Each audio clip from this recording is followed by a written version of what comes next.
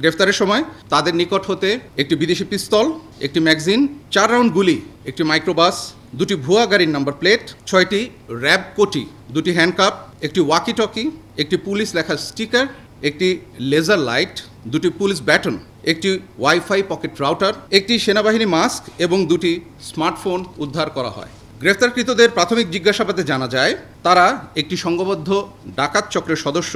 গ্রেফতারকৃতরা দীর্ঘদিন ধরে বাংলাদেশের বিভিন্ন এলাকায় যাত্রীবাহী বাস, মাইক্রোবাস আটক করে কখনো র্যাব পরিচয় চালক ও যাত্রীদের অস্ত্র প্রদর্শন করে ভয়ভীতি দেখিয়ে সর্বস্ব লুট করে পালিয়ে যেতে থাকে। আবার কখনো এই চক্রটি আলামিনের নেতৃত্বে পুলিশের ট্যাগ ব্যবহৃত গাড়ি নিয়ে যৌথ অপারেশনের নামে সেনাবাহিনীর মাস্ক পরিহিত অবস্থায় ডাকাতি করত। গ্রেফতারকৃত আলামিন উক্ত ডাকাত চক্রের অন্যতম সদস্য। সে পূর্বে ইট, বালি এবং বিভিন্ন সময় মুরগির ব্যবসাও করেছিল, কিন্তু বর্তমানে তার সেই সমস্ত ব্যবসা বন্ধ। ডাকাত দলের অন্য সদস্য মোহাম্মদ রায়হান পেশায় একজন চালক। তিনি বিভিন্ন সময় ডাকাতির ধরন অনুযায়ী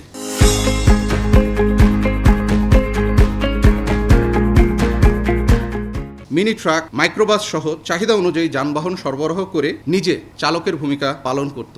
এছাড়াও সে ডাকাতির পূর্বে ঘটনাস্থল পর্যবেক্ষণ, ডাকাতির সময় ও ডাকাতি শেষে ঘটনাস্থল হতে পলায়ন এবং ডাকাতির মালামাল পরিবহনের দায়িত্ব পালন করে থাকত। অপরাধীকে গ্রেফতার করা হয়েছে।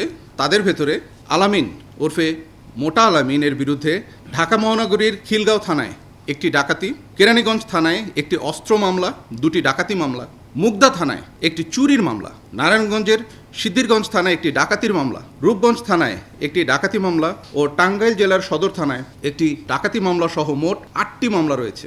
অর্থাৎ তিনি একজন ইতিপূর্বে চিহ্নিত সন্ত্রাসী। উল্লেখ্য যে গত 31 জানুয়ারি 2023 সালে ঢাকা জেলার কেরানীগঞ্জ মডেল থানাধীন এলাকা হতে স্বর্ণ ব্যবসায়ী নাহিদ ও খোকনের কাছ থেকে নগদ 71 লক্ষ টাকা জোরপূর্বক র্যাব পরিচয়ে ডাকাতির যে মামলা হয়েছিল সেই মামলার সে প্রধান আসামি ছিল।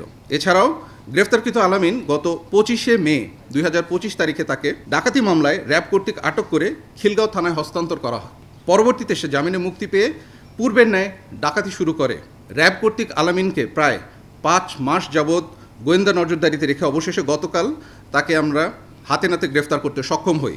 গ্রেফতারকৃতদের বিরুদ্ধে আইনানুগ ব্যবস্থা যেগুলো রয়েছে সেগুলো গ্রহণের যে পরবর্তী কার্যক্রম, সে কার্যক্রম চলমান রয়েছে। আমাদের মূল উদ্দেশ্য হচ্ছে অপরাধী যারা আছে, যারা এই ধরনের ঘৃণ্য অপরাধ করছে, আইন শৃঙ্খলা রক্ষাকারী বাহিনীর বেশ ধরে ভুয়া পরিচয় ধারণ করে এই ধরনের অপরাধ সংগঠন করছে, তাদেরকে দ্রুত সময় আইনের আওতায় নিয়ে আসা এবং আপনাদের মাধ্যমে এই বিষয়গুলোকে জনমানুষের সামনে উপস্থাপন করা, যাতে করে দেশের সাধারণ জনগণের ভিতরে সচেতনতা তৈরি হয়। এবং দুঃখের বিষয় হচ্ছে যে যখন এই ধরনের অপরাধ সংগঠিত হয় তারা অতি দ্রুততার সাথে ঘটনাগুলো সংগঠিত করে, যাতে করে জনসাধারণ তাদেরকে চ্যালেঞ্জ করার জন্য খুব একটা সময় পায় না। তো সেই সুবিধাটা নিয়েই তারা এই ধরনের অপকর্মগুলো সংগঠিত করছে।